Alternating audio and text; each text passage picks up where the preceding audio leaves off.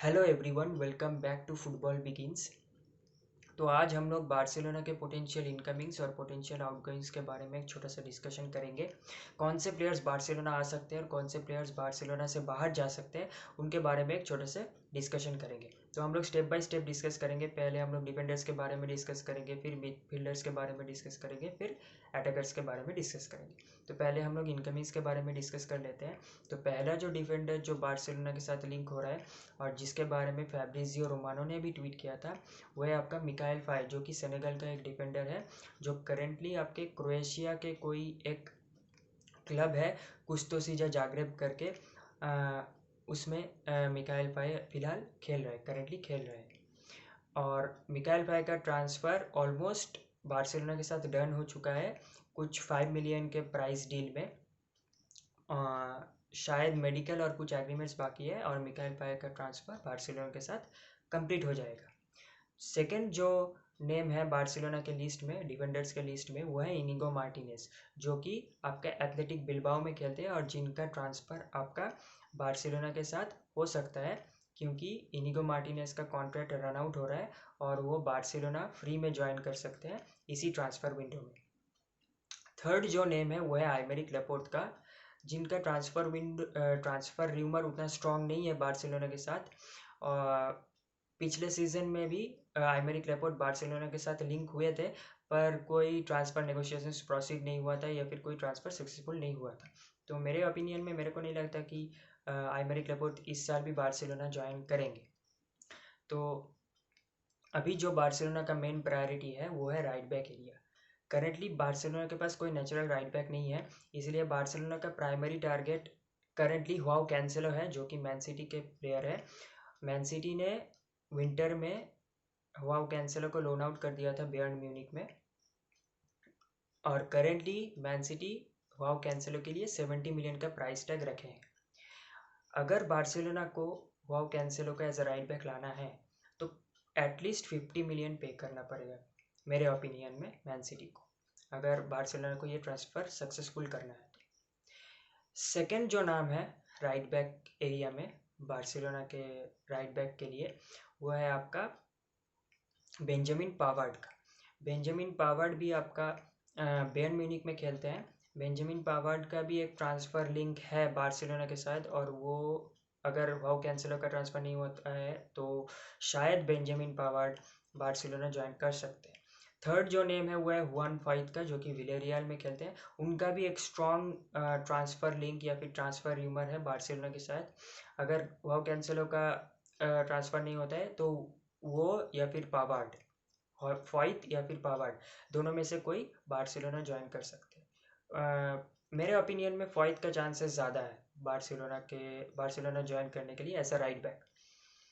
Fourth जो नाम है वो है आपका फ्रिम्पोंग का, जो कि बायर्न लेवरकुसन में खेलते हैं, पर उनका ट्रांसफ़र र्यूमर उतना स्ट्रॉन्ग नहीं है, बहुत ही वीक ट्रांसफ़र है, बहुत ही वीक ट्रांसफ़र र्यूमर है। वो पिछले साल भी फ्रिम्पोंग, पिछले सीज़न में भी फ्रिम्पोंग बार्सिलोना के साथ लिंक हुए थे, पर कोई ट्रांसफ़र सक्सेसफुल नहीं हुआ था या फिर कोई ट्रांसफ़र नेगोशिएशंस आपका प्रोसीड नहीं हुआ था।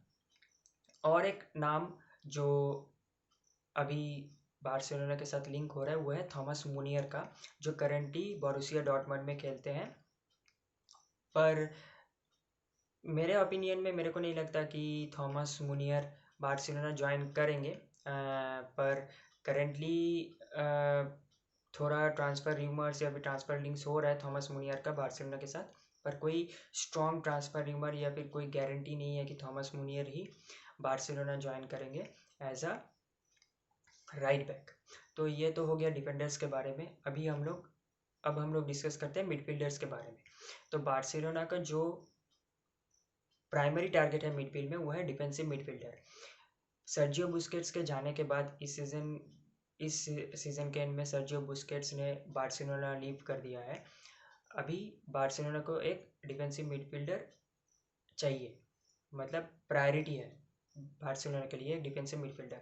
तो पहला जो नाम जो लिंक हो रहा है बार्सिलोना के साथ वो है इल्काई गुंडोवान का, जो कि मैन सिटी से खेलते हैं और जिन्होंने रिसेंटली यूसीएल फाइनल जीता है और champions league trophy man city ने जीत लिया है, और इल्काई गुंडोवान मैन सिटी का कैप्टन है।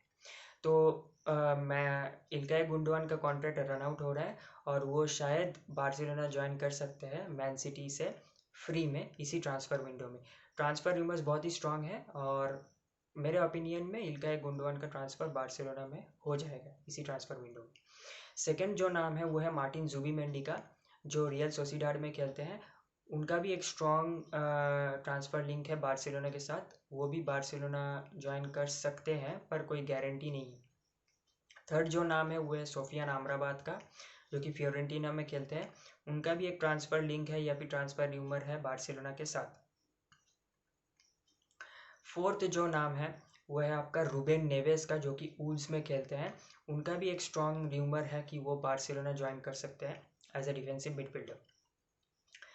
और कुछ नाम है जैसे कि आपका आद्रियन रबियो का, जो पिछले सीज़न भी बार्सिलोना के साथ लिंक हुए थे ज्वाइन करने के लिए एज ए मिडफील्डर, पर ट्रांसफ़र नेगोशिएशन सक्सेसफुल नहीं हुआ था या फिर ट्रांसफ़र नेगोशिएशंस प्रोसीड नहीं हुआ था। तो मेरे ओपिनियन में आद्रियन रबियो शायद इस साल भी ज्वाइन नहीं करेंगे बार्सिलोना। मेरे ओपिनियन में ट्रांसफ़र कोई नहीं होगा आद्रियन रबियो का बार्सिलोना में। और एक नाम जो और एक नाम है मार्सेलो ब्रोजोविच, जो कि इंटर के साथ यूसीएल फाइनल खेले हैं। जावी इंटरेस्टेड थे मार्सेलो ब्रोजोविच के लिए, पर मार्सेलो ब्रोजोविच शायद बार्सिलोना ज्वाइन करने के लिए इंटरेस्टेड नहीं है, तो मार्सेलो ब्रोजोविच शायद बार्सिलोना ज्वाइन नहीं करेंगे। आपका दो नाम जो बहुत ही आउट ऑफ द बॉक्स आए हैं या फिर अनरिलायबल सोर्सेस से आए हैं और बहुत ही वीक या फिर नेग्लिजिबल ट्रांसफ़र र्यूमर है, वह है पाल्हिन्हा का, जो कि फुलहम से खेलते हैं, और मैथियस नुनेस का, जो कि आपका वुल्व्स से खेलते हैं। बर्नार्डो सिल्वा का भी ट्रांसफ़र बार्सिलोना में इस समर ट्रांसफ़र विंडो में होना बहुत ही डिफ़िकल्ट है, क्योंकि पिछले साल बार्सिलोना के साथ उनका बहुत स्ट्रॉन्ग ट्रांसफ़र लिंक्स था कि बर्नार्डो सिल्वा बार्सिलोना ज्वाइन कर सकते हैं पिछले सीज़न में, पर इस सीज़न कोई उतना स्ट्रॉन्ग ट्रांसफ़र र्यूमर नहीं है और मेरे ओपिनियन में शायद बर्नार्डो सिल्वा बार्सिलोना इस ट्रांसफ़र विंडो में समर ट्रांसफ़र विंडो में ज्वाइन नहीं करेंगे। तो ये आपका मिडफील्डर्स के बारे में हो गया, जो भी ट्रांसफ़र र्यूमर्स थे, जो भी ट्रांसफ़र हो सकते हैं बार्सिलोना में मिडफील्डर्स के बारे में। करेंटली जो भी ट्रांसफ़र र्यूमर्स चल रहे हैं उनके बारे में हम लोगों ने डिस्कस कर लिया। अभी हम लोग आ जाते हैं अटैकर्स के बारे में। अटैकर्स में जो जो प्लेयर्स बार्सिलोना के साथ लिंक हुए हैं उनमें पहला नाम है आपका विटर रोक, जो कि ब्राज़ीलियन साइड का कोई एथलेटिको पैरानेसेंस करके कोई क्लब है, उसमें खेलते हैं और बार्सिलोना कुछ 40 मिलियन का प्राइस पे करने के लिए रेडी है विटर रोक को बार्सिलोना में लाने के लिए। मतलब बार्सिलोना 40 मिलियन पे करना चाहते हैं विटर रोक का ट्रांसफ़र डन करने के लिए, ट्रांसफ़र डील सक्सेसफुल करने के लिए। और मेरे ओपिनियन में ये एक अच्छा साइनिंग होगा, क्योंकि विटर रोक बहुत ही यंग प्लेयर है और एज अ स्ट्राइकर वो बहुत ही अच्छा खेल सकते हैं। सेकंड जो नाम है बार्सिलोना स्ट्राइकर के लिए के लिए जो टारगेट कर सकती है वो है रॉबर्टो फर्मिनो का, जिनका ट्रांसफ़र र्यूमर रिसेंटली चल रहा था, एक स्ट्रॉन्ग ट्रांसफ़र र्यूमर था, पर करेंटली वो ट्रांसफ़र र्यूमर धीरे धीरे डाई डाउन हो रहा है और कोई श्योरिटी नहीं है कि रॉबर्टो फर्मिनो आपका बार्सिलोना ज्वाइन कर सकते हैं एज अ स्ट्राइकर इस समर ट्रांसफ़र विंडो में। थर्ड जो नाम है वो है यानिक कैरस्को का, जिनका ट्रांसफ़र हो सकता है बार्सिलोना के साथ एज अ विंगर।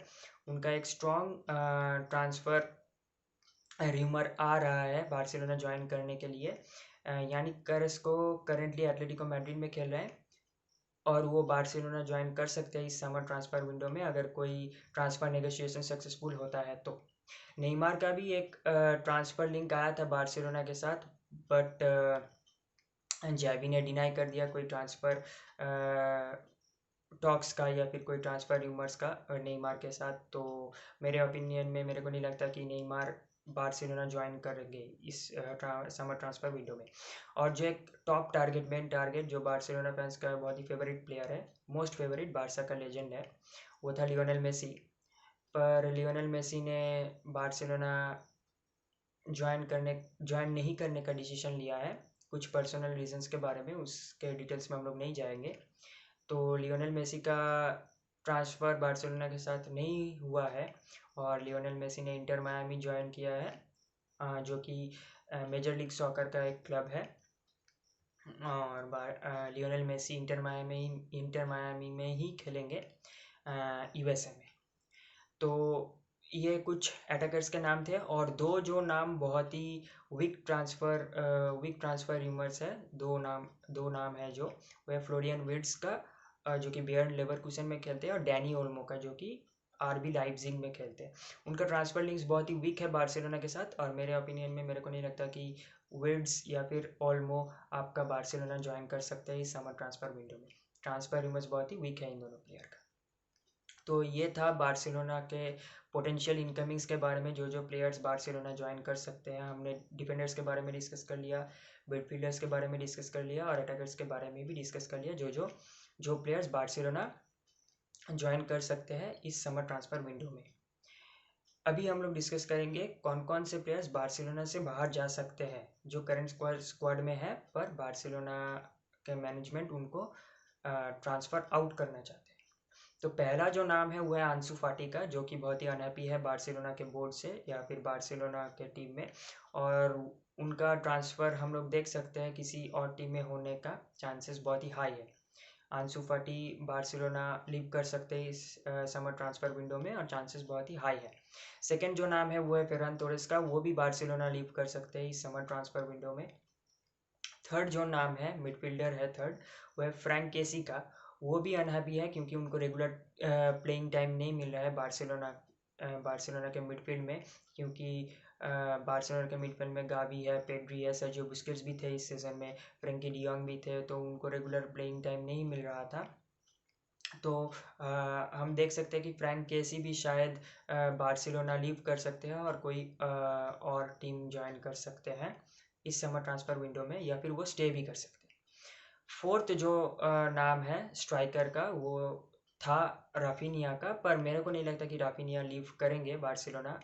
और करेंटली मेरे ओपिनियन में राफिनिया लीव नहीं करेंगे क्योंकि मेसी अगर बार्सिलोना ज्वाइन करते तो एक चांस था कि राफिनिया बार्सिलोना लीव कर सकते थे, पर as Messi is not joining Barcelona, तो मेरे को नहीं लगता कि राफिनिया बार्सिलोना लीव करेंगे। राफिनिया बार्सिलोना में ही रहेंगे और बार्सिलोना के लिए ही खेलेंगे। दो जो और नाम आए हैं वो है मार्कोस एलोंसो और एरिक गार्सिया।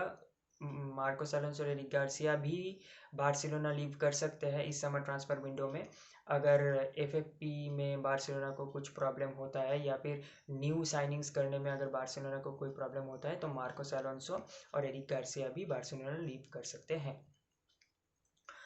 और एक जो ट्रांसफ़र र्यूमर आया था रिसेंटली, पर वो डाई डाउन कर गया है, वो है कि कुंडे का ट्रांसफ़र र्यूमर ये आया था कि कुंडे अनहैप्पी है बार्सिलोना में, क्योंकि जावी कुंडे को राइट बैक पोजीशन में खिला रहे हैं, कुंडे को central defender as a central defender खेलना है। तो उनका भी कुछ ट्रांसफ़र र्यूमर्स आ रहा था लिवरपूल के साथ, और लिवरपूल भी इंटरेस्टेड थे कुंडे को लेने के लिए अपने टीम में। कुंडे के ट्रांसफ़र के लिए आपका लिवरपूल भी इंटरेस्टेड थे, पर वो ट्रांसफ़र र्यूमर अभी डाई डाउन कर गए हैं और कुंडे मेरे को लगता है कि बार्सिलोना में ही रहेंगे और बार्सिलोना के लिए ही खेलेंगे। जो मेन थ्री प्लेयर्स जो लीव कर दिए बार्सिलोना, वो है पहले पीके, जो कि एक सेंट्रल डिफेंडर थे। जेरार्ड पीके ने बार्सिलोना लीव कर दिया as a legend. Sergio Busquets ने भी एंड ऑफ द सीजन में लीव कर दिया बार्सिलोना एज अ लेजेंड।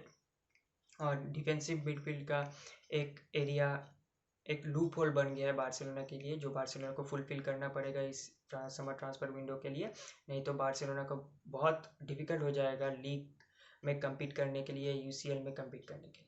तो सर्जियो बुस्केट्स को बार्सिलोना का बोर्ड रिन्यू करना चाहते थे, पर सर्जियो बुस्केट्स ने बार्सिलोना लीव करने का डिसीजन लिया है। तो बार्सिलोना को एक नया डिफेंसिव मिडफील्डर ढूंढना पड़ेगा इस समर ट्रांसफ़र विंडो में, और ये सीज़न स्टार्ट होने से पहले। जोर्डी आल्बा ने भी आपका बार्सिलोना लीव करने का डिसीजन ले लिया था एंड ऑफ द सीज़न में, और जोर्डी आल्बा ने भी बार्सिलोना लीव कर दिया है एंड ऑफ द सीज़न में। तो as a left back Balde ही खेलेंगे अभी, और कोई as a backup option Barcelona के लिए नहीं है, तो हो सकता है कि मार्कोस अलोंसो स्टे कर जाए, ये चांसेस है, पर कोई श्योरिटी नहीं है। मार्कोस अलोंसो बार्सिलोना लीव भी कर सकते हैं अगर एफएफपी का कोई प्रॉब्लम होता है तो ये था बार्सिलोना के पोटेंशियल इनकमिंग्स और आउटगोइंग्स के बारे में। हम लोग ने बार्सिलोना के जो डिफेंडर्स के साथ बार्सिलोना लिंक हुए हैं, जैसे कि मिकाएल फाये, आपका इनिगो मार्टिनेज, फिर मिडफील्डर्स के साथ जिसके साथ मिडफील्डर्स जिनके साथ बार्सिलोना लिंक हुए, जैसे कि इल्काई गुंडोआन, होशुआ किमिक, सोफियान अमराबात, मार्सेलो ब्रोजोविच, इनके साथ बार्सिलोना लिंक हुए हैं। रूबेन नेवेस के साथ भी बार्सिलोना लिंक हुए हैं एज अ डिफेंसिव मिडफील्डर के लिए। बर्नार्डो सिल्वा के साथ भी पिछले सीज़न लिंक हुए थे, इस सीज़न उतना स्ट्रॉन्ग ट्रांसफर र्यूमर्स नहीं है। और अटैकर्स में बार्सिलोना आपका विक्टर रोक को साइन करने के लिए रेडी है, और आपका रॉबर्टो फर्मिनो के साथ भी रिसेंटली एक ट्रांसफ़र र्यूमर चल रहा था, और यानी कैरेस्को का भी ट्रांसफ़र हो सकता है बार्सिलोना में एज एन अटैकर। और जो करंटली जो प्लेयर्स बार्सिलोना ट्रांसफ़र आउट करना चाहते हैं उनमें आंसू फाटी का नाम है, फेरन तोरेस का नाम है, फ्रैंक केसी का नाम है, मार्कोस अलोंसो और एरिक गार्सिया का भी नाम है। तो ये एक ओवरव्यू है बार्सिलोना के पोटेंशियल इनकमिंग्स और आउटगोइंग्स के बारे में। तो इसी के साथ हम लोग ये वीडियो एंड करते हैं। अगर आपको वीडियो अच्छा लगा होगा तो लाइक कर दीजिएगा, अगर नहीं अच्छा लगा होगा तो भी लाइक कर दीजिएगा, और कमेंट कीजिएगा आपका अगर आपको ये वीडियो अच्छा लगा, और अगर आपका ओपिनियन कोई है तो वो भी कमेंट कर सकते हैं आप लोग। और वीडियो को शेयर कीजिएगा और चैनल को सब्सक्राइब कर दीजिएगा। Thank you and stay tuned for the next video.